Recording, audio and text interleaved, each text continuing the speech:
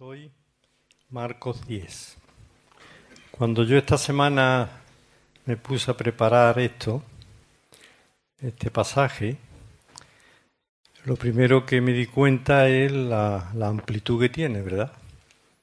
Ya que toca pues el diálogo del Señor con los fariseos, cuando Dios bendice a los niños, toca al joven rico, la muerte de Jesús que la anuncia, la petición de Santiago y Juan, la sanidad del ciego Bartimeo. Y entonces me dije, bueno, y con 20 minutos o 25, ¿qué hago yo con esto? Porque mucha tela, ¿no? Entonces me he centrado en los 12 primeros versículos. Y voy a explicar por qué.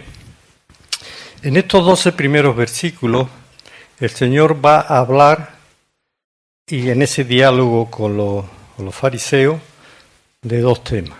Ellos le hacen una pregunta sobre el divorcio para tentarle, dice la palabra, para tenderle una trampa. Pero el Señor no cae en ella, porque el Señor lo primero que le habla es de la institución sagrada del matrimonio. Y al final toca algo del divorcio. Pero Él va a hablarle de esto. ¿Por qué? Porque el antídoto mejor para no caer en el divorcio, en la separación, en la rotura de una familia, es conocer a fondo la institución del matrimonio y vivirlo y aplicarlo, ¿verdad? Es el mejor antídoto. Pues bueno, he querido enfocar en primer lugar, o sea, con la atención más fijada en los jóvenes, ¿verdad? Porque ellos todavía no han formado una familia. Y con los vientos que corren hoy, ¿verdad?, de separaciones, de destrucción de la familia, de hijos abandonados, etcétera, etcétera. Recuerdo yo que hace 40, 50 años, en nuestras congregaciones era dificilísimo que un matrimonio se rompiera. De vez en cuando escuchábamos a algunos y se conocían casi toda España, ¿verdad? Pero hoy día, desgraciadamente, vemos que es algo muy común. Bueno, el divorcio, que tiene unas consecuencias graves. Para algunos es como una especie de liberación. Pero para otros es casi peor que la muerte del cónyuge, ¿verdad? Por el dolor que produce. Y después no solo hablemos de los hijos.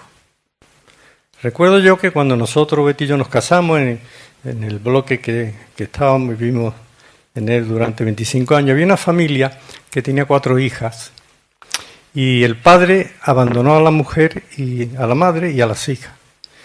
Y escuché yo que ellas decían, las 4, nosotros no nos vamos a casar ninguno, ¿verdad? Porque quedaron traumatizadas, ¿verdad? Por eso digo que el mejor antídoto es conocer la institución del matrimonio. El divorcio, dice la palabra de Dios, que es un pecado. Pero mirad, es curioso, reflexionando, que nosotros en nuestras congregaciones perdonamos cuando hay arrepentimiento cualquier clase de pecado. Sin embargo, el divorcio hoy ya se tolera más o se comprende más, depende de la situación, pero hace 40 o 50 años el que se separaba en una iglesia evangélica era ya un estigma, ¿verdad? Entonces, por eso quiero que hablemos de esto. La sociedad actual, pues me refiero a la sociedad que no es cristiana, pues considera el matrimonio como una cosa comercial, como el que compra una lavadora o un frigorífico, ¿verdad? Que se puede, pues, anular ese contrato y no pasa nada. Recuerdo yo que hace unos años, para divorciarse había que pasar por el juez. El juez te decía que bueno, que cuáles eran los motivos, etcétera, etcétera. Hoy no. Hoy, como ya toma un café, se va a juzgar, se firma y ni se habla siquiera con el juez, ¿verdad? Se va deteriorando la cosa. Pero tenemos que tener en cuenta que la sociedad no sabe que es una institución sagrada, que fue instituida por Dios antes de que el hombre cayera en pecado. Ya fue instituida por Dios. Y vamos a ver algunos pasajes que nos hablan del propósito de Dios. En primer lugar, debería ser una causa para la preservación de la raza humana. Preservación de la raza humana. Génesis 1:28. Fructificar y multiplicar. Fructificar, o sea, tener los hijos, los nietos, los bisnietos, es un fruto, ¿verdad?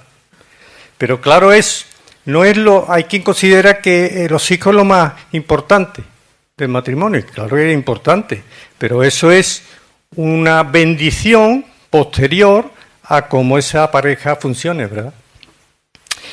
O hay otro objetivo. Serviría para que la pareja pues fuera de apoyo, de ayuda idónea, ¿verdad? De complemento, de compañeros, de compañeras, de sostenerse unos a otros si uno cae, el otro lo levanta, etcétera, etcétera. Eso era también uno de los aspectos. No es bueno que el hombre esté solo, le haré ayuda idónea para él. Génesis 2:18. ¿Cómo el Señor hizo que el hombre, el varón, tomara conciencia de que estaba solo? Le presentó a todos los animales, los tenemos en Génesis, ¿verdad? Y él vio que la leona tenía el león, la vaca tenía el toro, tenía una compañera. Entonces, cuando él toma la conciencia de que estaba solo, entonces Dios le presenta a Eva. Significa un compromiso de amor y de entrega. Génesis 2:24. Serán una sola carne. Y aquí me voy a parar un poquito, porque la sociedad secular hoy en día entiende que ser una sola carne está en lo físico y lo sexual. Y eso forma parte del matrimonio, pero hay cosas más importantes, ¿verdad? Mucho más importantes. La relación espiritual, los principios morales, también la sexualidad, por supuesto, la vida social y efectivamente también el estar unido por una misma fe. Así que todas estas cosas son importantísimas, ¿verdad? Importantísimas para el matrimonio. Dios dice, por lo tanto, lo que Dios juntó no lo separa el hombre. Y aquí ya está hablando de que Dios ha intervenido en esa unión, que no solamente una cosa social, ¿verdad? Que la puedo romper cuando me dé la gana, porque me he cansado, etcétera, etcétera. Vamos a ir y vamos a ver algunos versos. Vamos a ir primero a Romanos. Epístola a los Romanos. Vamos a ver algunos versos, ¿verdad? Voy a poner esto un poquito para arriba para que pueda... Eso es. Romanos 7. Vamos a ver algunos versos para que comprendamos que es una institución divina. Romanos 7, 2 y 3 dice así: porque la mujer casada está sujeta por la ley al marido mientras éste vive. Pero si el marido muere, ella queda libre de la ley del marido. Así que si en vida del marido se uniere a otro varón, será llamada adúltera. Pero si su marido muriere, es libre de esa ley, de tal manera que si se uniera a otro hombre, no será adúltera. Aquí va dirigida a la mujer. También tiene para el hombre, ¿verdad? Como vamos a ver. Entonces, si solamente una de las causas de que queda libre la mujer o queda libre el hombre es por la muerte del cónyuge. O el Señor dice por causa de fornicación. Es lo único que admite. Luego tenemos el apóstol Pablo, que hoy no lo vamos a ver, que amplía mucho pues el matrimonio, cuando por ejemplo, nos unimos con una pareja que no es cristiana, el tema de los hijos, ¿verdad? Habla también Pablo de si hay una separación, o cómo puede haber una separación cuando uno es cristiano y el otro no, cuando los dos son cristianos, pero eso es un tema que ahora mismo no vamos a tocar, porque hoy me quiero centrar sobre el matrimonio. Proverbios 2:16. Vamos a ir ahora a Proverbio 2:16.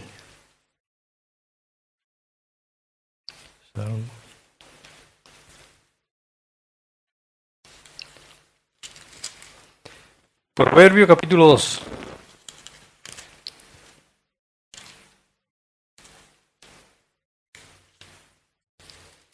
Dice así, 16 y 17. Está hablando de la mujer ajena, ¿verdad? La mujer extraña. Dice, será librado de la mujer extraña, de la ajena que halaga con sus palabras. Dice, la cual abandona al compañero de su juventud y se olvida del pacto de su Dios. Aquí está confirmando de que el matrimonio es un pacto en donde Dios ha intervenido como testigo, ¿verdad? Y como juez. Se olvida del pacto de su Dios. Aquí está hablando a la mujer, pero ahora le habla también al varón, ¿verdad? Nosotros no nos quedamos fuera.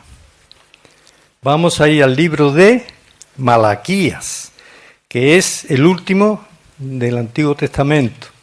Capítulo 2 y verso 14. Dice así. Mas diréis, ¿por qué? Porque Jehová ha atestiguado entre ti y la mujer de tu juventud, contra la cual has sido desleal, siendo ella tu compañera y la mujer de tu pacto, ¿verdad? Eso es muy frecuente en muchos hombres. Cuando ya la compañera de la juventud tiene ya años, pues romper el matrimonio para buscar una jovencita, ¿verdad? Eso lo vemos todos los días, sobre todo en las personas con posibilidades económicas. Pues aquí está de nuevo, se está confirmando, has abandonado a la mujer de tu pacto. La mujer de tu pacto. Efesios 5. Porque la palabra nos va a ir confirmando, ¿verdad? Todo lo que exponemos siempre tiene que ir confirmado por la palabra de Dios, no en nuestra opinión, en nuestra experiencia. Efesios 5, 31, 32 y 33, dice la palabra. Por esto dejará el hombre a su padre y a su madre y se unirá a su mujer, y los dos serán una sola carne. Grande es este misterio, mas yo digo esto respecto de Cristo y de la Iglesia. Por lo demás, cada uno de vosotros ame también a su mujer como a sí mismo, y la mujer respete a su marido. De nuevo, aquí lo que está diciendo y comparando lo siguiente, que el matrimonio es también reflejo de la unión de Cristo como esposo con la Iglesia. Y cuando un matrimonio cristiano se rompe, está afectando también a la imagen del Señor con la Iglesia. Porque aquí lo dice, aquí está diciendo, es un misterio que yo respeto a Cristo y a la Iglesia. Por eso, ojo, ¿verdad, hermanos y hermanas? Cuando se rompe un matrimonio, tenemos que pensar que aparte de que vamos a quedar afectados y sobre todo nuestros hijos, estamos afectando también al testimonio de la Iglesia en este mundo. Por eso es también importante. Bueno, continuamos. Después el Señor en este diálogo con los fariseos, ¿verdad? Pues en los últimos versículos toca algo del divorcio. Y lo leemos solamente y dice, por tanto, lo que Dios juntó no lo separa el hombre. Dice, y en casa lo vieron los discípulos a preguntarle de lo mismo. Y le dijo, cualquiera que repudia a su mujer y se casa con otra, comete adulterio contra ella. Y si la mujer repudia a su marido y se casa con otro, también comete adulterio. Él solamente lo que el Señor, toca aquí, pero es mucho lo que hay en la Escritura, sobre todo de Pablo, para entender y comprender las leyes de Dios en cuanto a esto. Pues bueno, vamos a ir ya reflexionando sobre el final. Y ahora el pecado causó en la pareja muchísimo daño, ¿verdad? Y estamos viendo las consecuencias, ¿verdad? En el mundo actual. Muchas parejas jóvenes duran 6 meses, 1 año, 2. Es una pena. Y vamos ahora a hacer una balanza, poniendo una balanza 2 platillos. En uno vamos a poner a Adán y en el otro platillo vamos a poner a Jesucristo. Para ver lo que tuvimos en uno y lo que tenemos en Cristo. Y lo que perdimos en uno, ¿verdad? Bueno, pues vamos a empezar con en Adán, ¿qué tuvimos? Bueno, en Adán tuvimos que dice que tuvieron a Dios como creador, como Señor, y que había incluso amistad, porque dice Génesis que Dios se paseaba con el hombre, con Adán, y se paseaba y con Eva, por supuesto, por el Edén. Pero ¿qué tenemos en Cristo? En Cristo hemos sido hechos hijos de Dios. Y eso es mucho más grande y más importante que tener al Señor como creador y amigo, ¿verdad? El Evangelio de Juan, ¿verdad? A los que creyeron, a los que le recibieron, a los que creyeron en su nombre, le dio potestad de ser hechos hijos de Dios. Hay una diferencia importante. Bueno, después en Cristo, pues hemos sido constituidos, como he dicho, hijos de Dios, y también hemos sido hechos, o estamos siendo hechos, ¿verdad?, pues a la imagen de Cristo. En Adán fuimos enemigos de Dios. En Jesucristo, ¿verdad?, hemos sido reconciliados por medio de la fe en la sangre y de la sangre de Cristo. Por lo tanto, esa enemistad que el mundo tiene contra Dios, para el creyente, ¿verdad?, ha sido una bendición. Cuando comparamos lo que teníamos en la antigua creación y lo que tenemos en la nueva, nos damos cuenta de que infinitamente mejor es el final que el principio, ¿verdad? Después, en Adán, el hombre vivió en un paraíso terrenal, sobre todo físico. Y no había muerte, no había enfermedad, no había que labrar la tierra con sudor. Pero aquello se perdió todo. ¿Y qué tenemos en Cristo? Nos va a ver la palabra. Una vida eterna en la Jerusalén celestial. Y eso, hermanos y hermanas, es bastante, infinitamente superior a lo que teníamos en el Edén, ¿verdad? Y más cosas. En Adán, después del pecado, que esas consecuencias las tenemos todavía, este cuerpo tiene enfermedades, envejece y muere. En Jesucristo tendremos, cuando venga la resurrección, un cuerpo espiritual semejante al del Señor. Un cuerpo glorificado, en donde no habrá ya muerte, ni pecado, ni enfermedad.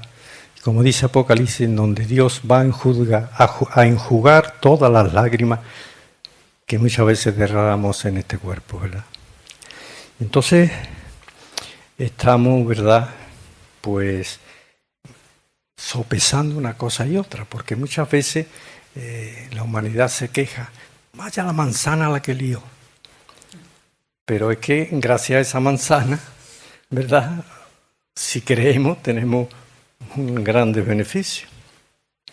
En Adán somos pecadores, egoístas, ladrones, adúlteros, orgullosos, ¿verdad? Y en Cristo podemos dar frutos del Espíritu Santo. Amor, paciencia, ¿verdad? Benignidad, compasión, madurez, dominio propio. Todo eso, ¿verdad? Podemos tenerlos en Cristo. Y finalmente, pues en Adán, pues el hombre antes de pecar, pues fundamentalmente aquella creación, aunque estaba en unas condiciones óptimas, pero estaba enfocada para materialmente.